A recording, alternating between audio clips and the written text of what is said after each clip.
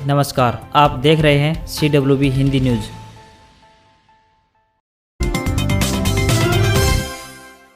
हरियाणा के एलनाबाद विधानसभा सीट पर 30 अक्टूबर को उपचुनाव होना है। यहां पर राजनीतिक दलों ने पूरी ताकत झोंक दी है। यहां पर भाजपा की तरफ से गोविंद कांडा प्रत्याशी हैं, तो वहीं इनेलो की तरफ से अभय सिंह चौटाला और कांग्रेस की तरफ से पवन बेनीवाल चुनाव लड़ रहे हैं। सभी पार्टियों की तरफ से जहां अब तक चुनाव प्रचार में स्टार प्रचारक उतर रहे हैं, तो वहीं अब हरियाणा की मशहूर सिंगर और डांसर सपना चौधरी भी गोविंद कांडा के समर्थन में अपने वोट की अपील करने के लिए पहुंच रही है। सपना चौधरी के एलनाबाद हल्के में 2 दिन के कार्यक्रम निर्धारित किए गए हैं। इस दौरान वो अलग अलग जगहों पर जाकर वोटरों से वोट की अपील करेंगी। वहीं 27 अक्टूबर को मुख्यमंत्री मनोहर लाल की रैली है। इससे पहले डिप्टी सीएम दुष्यंत चौटाला भी यहां पर प्रचार में उतरने वाले हैं। यहां पर 30 अक्टूबर को वोटिंग होनी है।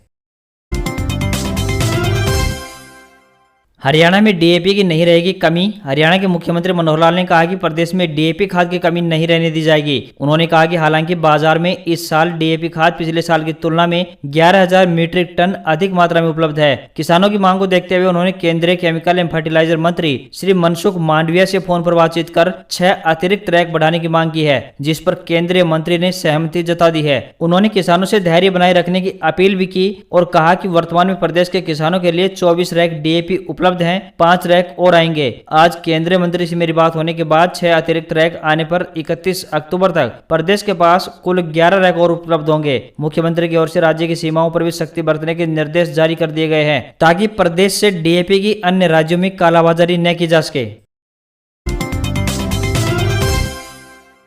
हरियाणा में सरकारी कर्मचारी अधिकारियों पर शिकंजा, पहननी होगी स्मार्ट वॉच। हरियाणा के गुरुग्राम जिले के सोना क्षेत्र में हुई विकास रैली के दौरान मुख्यमंत्री मनोहर लाल ने सरकारी कर्मचारियों को लेकर बड़ा निर्देश दिया है। मुख्यमंत्री मनोहर लाल के मुताबिक सरकारी कर्मचारियों को अब स्मार्ट वॉच पहननी होगी और उसी से उनकी हाजिरी भी लगेगी। सभी अधिकारी भी स्मार्ट वॉच पहनेंगे, जिसके जरिए ऑफिस समय के दौरान उनकी मूवमेंट पर नजर रखी जाएगी। यह स्मार्ट वॉच सरकारी कर्मचारियों की अटेंडेंस चिन्हित करने का काम करेगी। मुख्यमंत्री मनोहर लाल ने बताया कि बायोमेट्रिक अटेंडेंस सिस्टम, जिसका उपयोग पहले प्रदेश के कई सरकारी कार्यालयों में अटेंडेंस के लिए किया जाता था, वो कोरोना काल में बंद कर दिया गया था। इसके विकल्प के रूप में सभी कर्मचारी जल्द ही जीपीएस स्मार्ट वॉच पहनेंगे। हरियाणा एसएससी ने पुरुष एसआई भर्ती का परीक्षा परिणाम किया जारी। हरियाणा स्टाफ सिलेक्शन ने पुरुष सब इंस्पेक्टर के पदों की पीएचटी परीक्षा का परिणाम जारी कर दिया है। इन पदों के लिए जिन उम्मीदवारों ने परीक्षा में भाग लिया था, वे आधिकारिक वेबसाइट पर जाकर अपना परीक्षा परिणाम दे सकते हैं। बता दें कि हरियाणा स्टाफ सिलेक्शन कमीशन ने कुल 465 पदों पर भर्ती प्रक्रिया के लिए 19/6/2021 को शुरू किया था और 9/7/2021 तक आवेदन स्वीकार किया था। सब इंस्पेक्टर के कुल 465 पदों में से 400 पद पुरुष व 65 पद महिला के पद शामिल हैं। हरियाणा के कई जिलों में ओलावृष्टि से फसल तबाह, मंडियों में पहुंची और खेतों में खड़ी धान की फसल बर्बाद, बिछी सफेद चादर। मौसम के लगातार हो रहे बदलाव से जूझ रहे किसानों पर रविवार की शाम भारी पड़ी। हरियाणा के कई जिलों में इसका असर देखने को मिला। सोनीपत व इसके आसपास के इलाकों में मंडियों में पहुंची फसल भारी बरसात के बीच पूरी तरह से भीग गई। खरखोदा क्षेत्र के कई गाँव में भारी ओलावृष्टि से जमीन सफेद हो गई। इससे खेतों में खड़ी धान व अन्य फसलों को भारी नुकसान पहुंचा है। बरसात के साथ कड़क रही बिजली भी आमजन को भयभीत करती रही। शाम 6 बजे तक कभी हल्की तो कभी तेज बरसात जारी रही। मौसम के प्रकोप से बदहाल किसानों के चेहरों पर मायूसी साफ देखी गई। राज्य किसान आयोग भंग, हरियाणा किसान कल्याण प्राधिकरण में किया गया विलय, नोटिफिकेशन भी किया जारी। हरियाणा सरकार ने राज्य किसान आयोग को भंग कर दिया है। साथ ही हरियाणा किसान कल्याण प्राधिकरण में इसका विलय भी कर दिया गया है। राज्यपाल द्वारा प्रदेश सरकार के इस फैसले को मंजूरी दिए जाने के बाद कृषि विभाग ने इस संबंध में अधिसूचना जारी कर दी है। राज्य किसान आयोग का गठन हुड्डा सरकार के कार्यकाल में किया गया था। 2 कृषि विशेषज्ञों सहित इसमें कुल 10 सदस्य होते थे। हरियाणा सरकार ने तर्क दिया है कि किसान आयोग और अथॉरिटी की वर्किंग में कोई अंतर नहीं है। दोनों का ही काम किसानों के कल्याण के लिए नई योजनाएं बनाना, खेती की नई तकनीक को बढ़ावा देना और परंपरागत के बजाय खेती में नए प्रयोग के लिए किसानों को प्रेरित करना है। ऐसे में आयोग का कोई औचित्य नहीं है।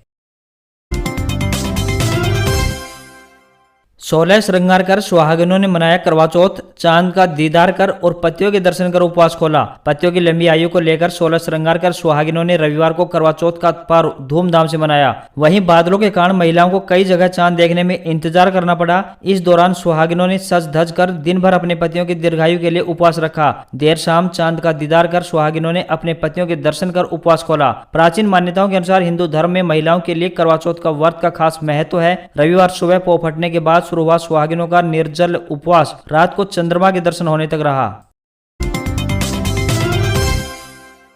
मॉडल संस्कृति स्कूलों में मिलेगी इंटरनेट व वाईफाई की सुविधा। शिक्षा विभाग ने सीबीआई से जुड़े प्रदेश के 134 स्कूलों में नेट की सुविधा देने का फैसला लिया है। अब प्रदेश के 134 संस्कृति मॉडल स्कूलों में नेट व वाईफाई की सुविधा मिलेगी। हालांकि अभी स्पष्ट नहीं किया गया है कि स्कूल में कितनी क्षमता का नेट लगवाना होगा, लेकिन स्कूल मुखियाओं को अतिशीघ्र नेट कनेक्शन लगवाने के आदेश दिए गए हैं ताकि इन स्कूलों में SCERT या NCERT से आने वाली ऑनलाइन क्लासों के दौरान बच्चों को बेहतरीन तालीम दी जा सके। शिक्षा विभाग ने इस बारे में प्रदेश के सभी मॉडल संस्कृति स्कूलों में दिशा निर्देश भेजे गए हैं।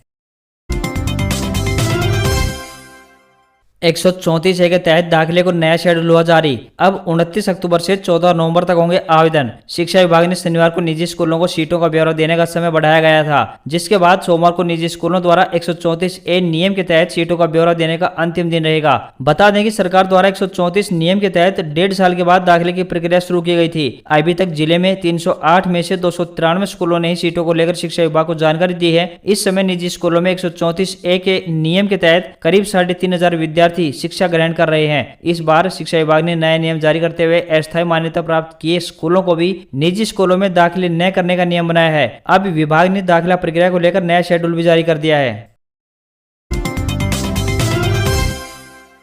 गृह मंत्री अमित शाह का मिशन कश्मीर। भारत पाकिस्तान बॉर्डर की आखिरी चौकी पर पहुंचे गृह मंत्री, जवानों से मिलकर हौसला बढ़ाया। 3 दिन के दौरे पर जम्मू कश्मीर पहुंचे गृह मंत्री अमित शाह रविवार शाम भारत पाकिस्तान बॉर्डर पर स्थित सुरक्षा बलों की आखिरी चौकी पर पहुंचे। जम्मू के मकवाल में पोस्ट पर पहुंचकर शाह ने जवानों से मुलाकात की और उनका हौसला बढ़ाया। इस दौरान उनके साथ उपराज्यपाल मनोज सिन्हा भी मौजूद रहे। अपने दौरे के दूसरे दिन शाह ने जम्मू में रैली को भी संबोधित किया। शाह ने कहा कि आर्टिकल 370 हटने के बाद प्रदेश में विकास का नया सफर शुरू हुआ है। अब यहाँ किसी को डरने की आवश्यकता नहीं है। अब जम्मू के लोगों के साथ भेदभाव नहीं होगा। उन्होंने कहा कि कुछ लोग सुरक्षा को लेकर सवाल उठा रहे हैं। हम ऐसी स्थिति बनाना चाहते हैं जिससे एक भी व्यक्ति की जान न जाए। आजादी के बाद पहली बार जम्मू कश्मीर में पर्यटन के निर्माण कार्य शुरू हुए हैं। जम्मू में 2 साल के अंदर मेट्रो सेवा शुरू हो जाएगी।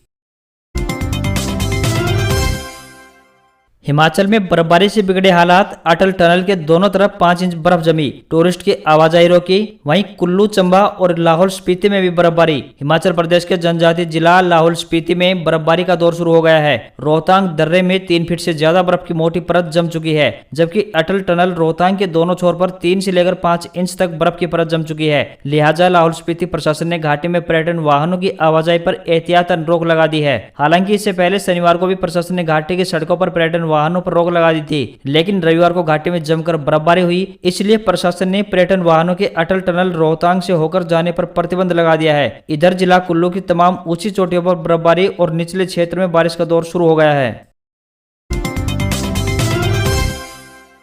कोरोना का नया वेरिएंट AY4, इंदौर के 7 मरीजों के सैंपल में पुष्टि। एक्सपर्ट की चेतावनी, पुराने वेरिएंट से ज्यादा तेजी से फैल सकता है। इंदौर में कोरोना के डेल्टा वेरिएंट का नया स्वरूप यानी AY4 मिला है। 7 मरीजों के सैंपल की जीनोम सीक्वेंसिंग में यह वेरिएंट सामने आया है। हालांकि इस वेरिएंट को लेकर फिलहाल दुनिया भर में रिसर्च चल रही है। ऐसे में इसके नेचर को लेकर अभी स्थिति स्पष्ट नहीं हो पाई है, लेकिन कई एक्सपर्ट ने इस वेरिएंट के संक्रामक क्षमता को पुराने वेरिएंट से तेज बताते हुए सावधानी बरतने की सलाह दी है। इंदौर में सितंबर में 7 लोग कोरोना पीड़ित पाए गए थे। इन सभी के सैंपल 21 सितंबर को जीनोम सीक्वेंसिंग के लिए भेजे गए थे। जीनोम सीक्वेंसिंग रिपोर्ट दिल्ली की NCDC लैब में हाल ही में दी गई है। डेल्टा के इस नए वेरिएंट AY4 की जानकारी देश में सबसे पहले अप्रैल में महाराष्ट्र में मिली थी। अब इंदौर में भी इससे संक्रमित मरीज मिले हैं। हालांकि अब इंदौर के सभी मरीज पूरी तरह से स्वस्थ हैं और इन्हें या इनसे किसी तरह का खतरा नहीं है।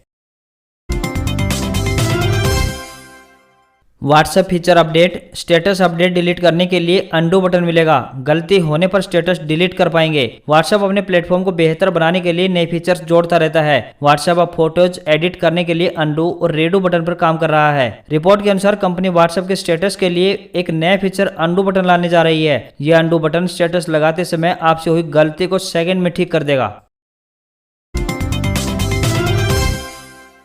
रीट 2021 की आंसर की हुई जारी। सवाल और जवाब पर 26 अक्टूबर तक दर्ज करा सकते हैं आपत्ति। क्वालिफाई करने के लिए न्यूनतम अंक जरूरी। राजस्थान के इतिहास में 26 सितंबर को आयोजित हुई सबसे बड़ी परीक्षा यानी रीट की आंसर की जारी कर दी गई है। शिक्षा विभाग की ओर से शनिवार देर रात रीट 2021 की दोनों आंसर की जारी कर दी गई है। अभ्यर्थी शिक्षा विभाग की वेबसाइट www.reetbser21.com पर इसे देख सकते हैं। इसके साथ ही अभ्यर्थी को अगर किसी सवाल या फिर जवाब में आपत्ति हो तो वह भी 300 रुपए का शुल्क देकर अपनी आपत्ति आपत्ति 26 अक्टूबर रात 12 बजे तक ऑनलाइन दर्ज करा सकता है। आपको बताते चलें कि राजस्थान में 31,000 थर्ड ग्रेड शिक्षकों की भर्ती के लिए रीट का आयोजन किया गया था। भारत पाकिस्तान महामुकाबले में टीम इंडिया को बड़ा झटका लगा है। वर्ल्ड कप के इतिहास में पहली बार पाकिस्तान की टीम ने भारत को बुरी तरह से हरा दिया है। 152 के लक्ष्य का पीछा कर रही पाकिस्तान के सलामी बल्लेबाजों ने धमाकेदार बल्लेबाजी करते हुए मैच को एक तरफा बना दिया। बाबर आजम और मोहम्मद रिजवान दोनों ने टीम इंडिया के गेंदबाजों को कोई मौका नहीं दिया। शुरू से ही दोनों बल्लेबाज टीम इंडिया के गेंदबाजों पर हावी रहे। बाबर आजम ने 52 गेंदों पर नाबाद 68 और मोहम्मद रिजवान ने 55 गेंदों पर नाबाद 79 रनों की पारी खेली। पाक टीम ने मुकाबला 13 गेंद पहले ही जीतकर अपने नाम कर लिया। वनडे वर्ल्ड कप और T20 वर्ल्ड कप पाकिस्तान की भारत के खिलाफ ये पहली जीत रही है। टीम इंडिया और पाकिस्तान के बीच वर्ल्ड कप के इतिहास का पहला मुकाबला सन 1992 में खेला गया था और तब से भारत एक बार भी पाकिस्तान से वर्ल्ड कप के मैचों में नहीं आ रहा था, लेकिन ये सिलसिला अब टूट गया है।